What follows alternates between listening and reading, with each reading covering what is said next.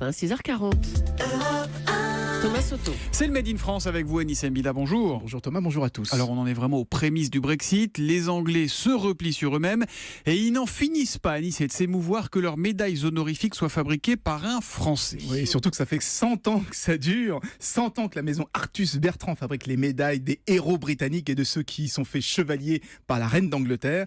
Mais Artus Bertrand, c'est pas n'importe qui. Il fabrique aussi la Légion d'honneur depuis 1803, les épées des académiciens ou le grand collier des présidents, vous savez, celui qui porte Celui qu'on voit dans les guignols. Voilà, lors de l'investiture. Ils sont devenus la référence mondiale des médailles de prestige. C'est simple, ils fabriquent pour quasiment tous les pays du monde, sauf les États-Unis ou la Russie. Tout ça depuis l'atelier de Palaiseau en région parisienne. Ah bah Palaiseau, c'est en 92, Seine-et-Marne. Ah non, c'est pas 92.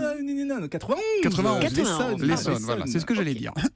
Question naïve, Artus Bertrand, il y a un rapport avec le photographe Yann Arthus Bertrand ou pas? Oui, il est de la famille. D'ailleurs, qui a lancé la mode du pins en France? C'est le cousin de Yann Arthus Bertrand, Nicolas Arthus Bertrand. C'était en 1986. Il était PDG et il a utilisé le tournoi de Roland-Garros comme tremplin médiatique. Et le succès était tel que dans les années 90, la moitié du chiffre d'affaires d'Arthus Bertrand était fait sur des pins. Très recherchés, les pins Artus Bertrand. Exactement. Des collectionneurs. Les collectionneurs aujourd'hui, ils préfèrent les petits pins avec l'émail d'Artus Bertrand que les breloques qui sont faites en Chine. Et qui depuis se sont de toute façon autodétruites. C'était la maison Artus Bertrand qui fabrique des j'en ai pins. encore plein, des C'est vrai? pins. Oh là là, j'en ai toute une collection. Ça nous rajeunit pas. Hein. Mais aussi les médailles honorifiques pour les pays du monde entier. C'est du Made in Palaiso, département Palaiso, Julie? 91 du coup, Voilà, hein, c'est ça. Voilà.